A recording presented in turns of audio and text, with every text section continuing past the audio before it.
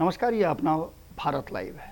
लगातार आप भारत लाइव पर खबरें देखते हैं और राजनीति की खबरों को लेकर के हम अक्सर आपके पास आते हैं, जिसमें बिहार की राजनीति से छुपा हुआ और फिर जो सामने से नजर आता है वो सारे पहलुओं को आपके सामने रखते हैं। एक बार फिर से ऐसा ही कुछ देखने को मिल रहा है, जिसको लेकर के नीतीश कुमार एक्शन प्लान शुरू कर चुके हैं। आपको बता दें कि ये नीतीश कुमार का बैकअप प्लान है, जो कहीं ना कहीं अचानक से एकाएक पासा पलट देगा। प्लान क्या है हम आपको बताते हैं, लेकिन उससे पहले बिहार की राजनीति का वो पहलू आपको बताने जा रहे हैं, जिन पहलू को लेकर के नीतीश कुमार लगातार कटघरे में खड़ा किए जा रहे हैं।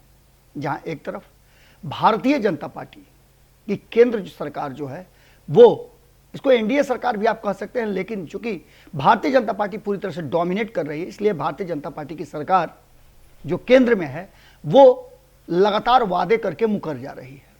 इसका सीधा प्रमाण है कि जब प्रधानमंत्री के रूप में नरेंद्र मोदी का नाम प्रस्तावित हुआ था, उसके बाद 2014 में उन्होंने पूरे हिंदुस्तान के अलग अलग हिस्सों में घूम करके बहुत सारे वादे किए थे।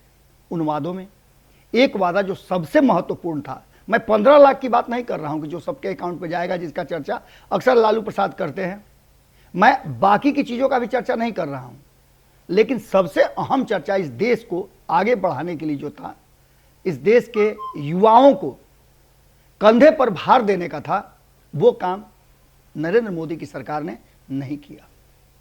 2 करोड़ लोगों को प्रतिवर्ष रोजगार देने की बात की गई थी, उन्हें समायोजित करने की बात की गई थी, लेकिन इस आंकड़े पर कहीं ना कहीं सरकार पिछड़ गई और इस पर राजनीति भी खूब हुई। नीतीश कुमार को लेकर के अक्सर यह बात कहा जाता है कि केंद्र सरकार के साथ, भारतीय जनता पार्टी के साथ मिल करके बिहार के विकास का जो एजेंडा है वो नीतीश कुमार भूल गए हैं। बिहार लगातार पलायन कर रहा है और बिहार के लोग देश के अलग अलग हिस्सों में जाकर के किसी भी तरह जीवन यापन की कोशिश कर रहे हैं, क्योंकि बिहार में तो उनके जीवन यापन का कोई सहारा रास्ता है ही नहीं। जिस तरह से आपने देखा होगा कि एक तरफ बाढ़ और दूसरी तरफ सुखाड़, बारिश नहीं हुई और नहीं हुई तो किसान किस तरह से अपने मिट्टी पर लौट रहा है और बड़ी बड़ी दरारें फैल गई हैं। और उन दरारों के कारण वो दरारें ये बता रही हैं कि आपको भी उसका दंश झेलना पड़ेगा, क्योंकि आपके घर तक भोजन नहीं पहुंचेगा। दूसरी तरफ केंद्र सरकार ने आपके भोजन पर भी टैक्स लगा दिया है। अब आम रोजमर्रा की जिंदगी काफी महंगी होती जा रही है। इन सब के बीच में नीतीश कुमार पर बिहार में भारतीय जनता पार्टी के साथ रहने और बिहार को पिछड़ने का आरोप लगता रहा है। आंकड़े बता रहे हैं उसके। इन सब बातों को लेकर के तेजस्वी यादव पूरी तरह से तैयारी करके बैठे हैं कि उनका राज्याभिषेक कभी भी हो सकता है। इसके पीछे का भी कारण है कि बिहार की जनता में अचानक से रोष पैदा होता जा रहा है नीतीश कुमार और उनकी सरकार के प्रति। लेकिन नीतीश कुमार हैं, हमेशा बैकअप प्लान लेकर के तैयार रहते हैं। नीतीश कुमार का बैकअप प्लान क्या है, हमने आपको शुरू में ही बताया था कि उनके बैकअप प्लान की हम चर्चा आपसे करेंगे। आपको पता है कि 2020 के चुनाव में ऐसा पहली बार देखने को मिला कि विपक्ष ने एक मुद्दा सामने रखा और उस मुद्दे पर सत्ता में बैठे लोगों को आना पड़ा। भारतीय जनता पार्टी ने 19 लाख लोगों को रोजगार देने की बात कही थी। इस आंकड़ों को लेकर के हमेशा कंट्राडिक्शन रहा है कि क्या नीतीश कुमार इस आंकड़ों के साथ हैं, लेकिन नीतीश कुमार को पता था कि अभी जो वर्तमान परिस्थिति स्थिति है, उसमें यही वो मुद्दा है जिस पर चौवा छक्का अचानक से मारा जा सकता है लास्ट ओवर में। जहां एक तरफ ये लगातार चल रहा है कि भारतीय जनता पार्टी नीतीश कुमार को सत्ता से बेदखल करेगी, प्लान तैयार कर रही है, वहीं नीतीश कुमार के पास ही बैकअप प्लान तैयार है। और ये नीतीश कुमार का बैकअप प्लान है जिसको लेकर के तेजस्वी यादव लगातार सवाल खड़े करते रहे हैं, वही मुद्दा है। तेजस्वी यादव ने 2020 के चुनाव में 10 लाख लोगों को पहली कैबिनेट बैठक में 10 लाख लोगों को सरकारी नौकरी देने का वादा किया था। वहीं भारतीय जनता पार्टी इस मुद्दे के बाद यह समझ करके कि अब तो बिहार के लोग कहीं ना कहीं इस मुद्दे के साथ तेजस्वी यादव को सपोर्ट करेंगे, उसने 19 लाख लोगों को जस्ट दुगना करके अपना फिर से वादा कर दिया। हालांकि लोगों को यह पता था कि 2014 में जो वादे किए हैं भारतीय जनता पार्टी ने, वो पूरा नहीं हुआ है।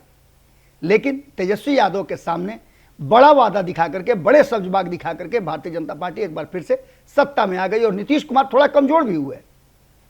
इसके कारण था वो रोजगार और नौकरी, वो युवा जो लगातार इस बात के लिए मुश्किल में पड़े हुए थे कि उनका जीवन यापन कैसे होगा। इसके बाद अग्निवीर योजना आई। अग्निवीर को लेकर के नीतीश कुमार उसके विरोध में खड़े हुए और फिर एक बार बिहार के लोगों ने जो आंदोलन किया उस आंदोलन में नीतीश कुमार का सपोर्ट मिला। लेकिन लोगों की शिकायत थी कि नीतीश कुमार फिर भारतीय जनता पार्टी को छोड़ते क्यों नहीं। अब नीतीश कुमार भारतीय जनता पार्टी को छोड़ेंगे या भारतीय जनता पार्टी नीतीश कुमार को छोड़ेगी, तेजस्वी यादव के साथ मिल करके कोई नई योजना बनाएंगे, ये चर्चाएं तो चल ही रही हैं। लेकिन मुख्य चर्चा जो है जिससे आपका आम जनता का सीधा सरोकार है वो है रोजगार और नौकरी। नीतीश कुमार का बैकअप प्लान यही है कि जब जब नीतीश कुमार पर आरोप लगते हैं, उनके कुर्सी पर खतरा मंडराने लगता है, वो अपना बैकअप प्लान लेकर के रेडी हो जाते हैं। चाहे वो सत्ता में किसी के साथ जाने की बात हो या फिर नीतिगत रूप से फैसले लेने की बात हो। नीतीश कुमार ने रोजगारों की झड़ी लगा दी है, नौकरी की झड़ी लगा दी है और लगातार घोषणाएं की जा रही हैं। कहा जा रहा है कि एएनएम में लगभग 9,000 के आसपास लोगों की बहाली होगी। कम्युनिटी हेल्थ ऑफिस में लगभग 4,000 से ऊपर पद पर लोगों की बहाली होगी।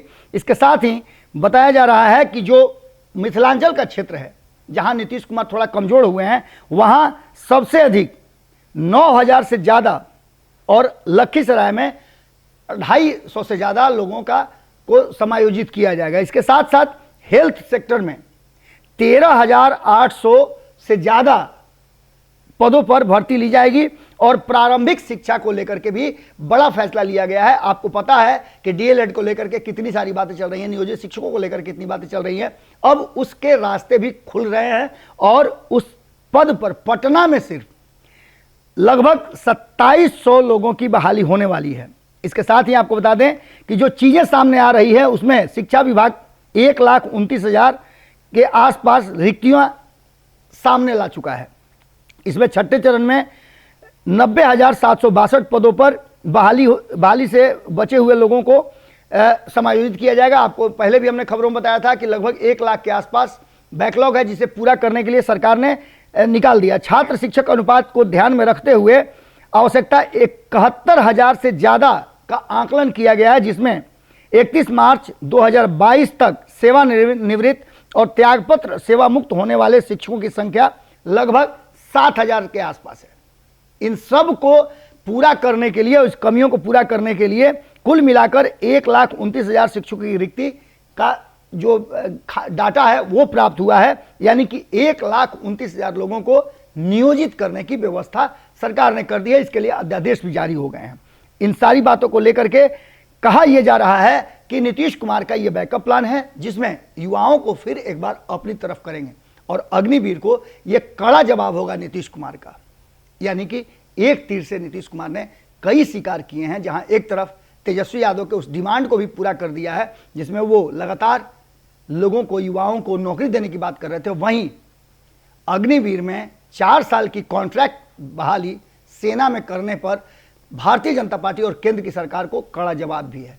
जुड़े रहिए भारत लाइव के साथ, खबरें लगातार जारी हैं। अगर ये वीडियो पसंद आई और वह बिहार के राजनीति और बिहारियत से सरोकार रखेनी तो सब्सक्राइब बटन दबा के चैनल के सब्सक्राइब कर ली। ओजे एगो घंटी बा, ओकरा बटन दबा देला से कुल सटीक और मारक खबर रुआ मुफ्त में मिल जाई। अगर रुआ पत्रकारिता के हमनी के नया प्रयोग में सहयोग कर चाहतानी तो ज्वाइन बटन दबा दी। पेटीएम नंबर नोट कर ली 9386816700। धन्यवाद।